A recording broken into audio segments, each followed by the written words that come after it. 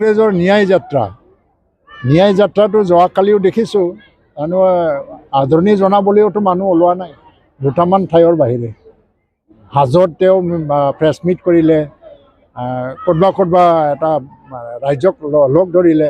গুৱাহাটীতো মই দেখিছোঁ যে নেশ্যনেল হাইৱেদি বাইপাছেদি যিটো গাড়ী গৈ আছিলে তাক আদৰণি জনাবলৈওতো মানুহ নাছিলে। কি প্ৰভাৱ পৰিব ইয়াত? কংগ্ৰেছৰ দিন গ'ল ইয়াত অসমত।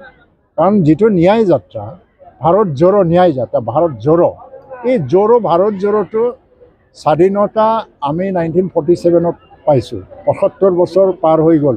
75 বছৰ আগতে বা 70 বছৰ আগতে কৰিব লগা যাত্ৰা আছিলে। তেতিয়া ভাৰত অলপমান মানসিকভাৱে খুব বেলেগ চিন্তাৰে বিভাজিত হৈ আছিল।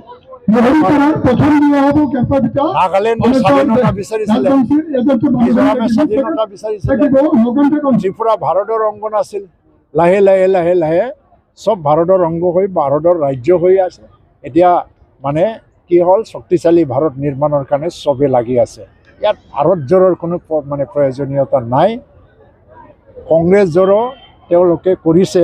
আচল যাত্ৰাৰ উদ্দেশ্য কংগ্ৰেছ জোড়ো, কাৰণ কংগ্ৰেছ বহুত বিভাজিত হৈ গ'ল। TMC হৈ গ'ল, বিভিন্ন ৰাজ্যত নিজৰ ৰাজ্যৰ নামত কংগ্ৰেছ বিভাজিত হৈ গৈছে, NCP হৈ গৈছে। এতিয়া কংগ্ৰেছ জোড়ো যাত্ৰাই কৰি আছে। ৰাহুল গান্ধীৰ ভাৰত জোড়ো যাত্ৰা মই 0 নম্বৰ নিদিম, 1 নম্বৰ দিম। কাৰণটো এইটো কংগ্ৰেছ জোড়ো যাত্ৰাত কিছু হ'লেও সহায় কৰিছে, কিন্তু ভাৰত জোড়ো যাত্ৰা হিচাপে নহয়। কংগ্ৰেছৰ ন্যায় যাত্ৰাটো যোৱাকালিও দেখিছোঁ।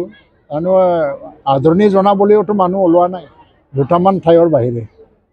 হাজত তেওঁ প্ৰেছ মিট কৰিলে, ক'ৰবা এটা ৰাজ্যক লগ ধৰিলে।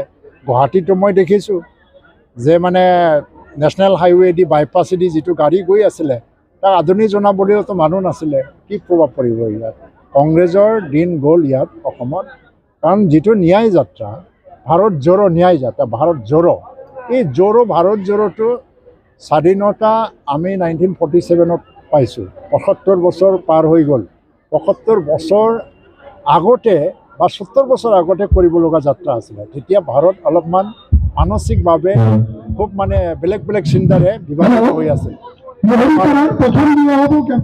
নাগালেণ্ডে স্বাধীনতা বিচাৰিছিলে, মিজোৰামে স্বাধীনতা বিচাৰিছিলে, ত্ৰিপুৰা ভাৰতৰ অংগ নাছিল। লাহে লাহে চব ভাৰতৰ অংগ হৈ ভাৰতৰ ৰাজ্য হৈ আছে। এতিয়া কি হ'ল, শক্তিশালী ভাৰত নিৰ্মাণৰ কাৰণে চবেই লাগি আছে। ইয়াত ভাৰত জোড়োৰ কোনো প্ৰয়োজনীয়তা নাই। কংগ্ৰেছ জোড়ো তেওঁলোকে কৰিছে। আচল যাত্ৰাৰ উদ্দেশ্য কংগ্ৰেছ জোড়ো, কাৰণ কংগ্ৰেছ বহুত বিভাজিত হৈ গ'ল। TMC হৈ গ'ল, বিভিন্ন ৰাজ্যত নিজৰ ৰাজ্যৰ নামত কংগ্ৰেছ বিভাজিত হৈ গৈছে, NCP হৈ গৈছে।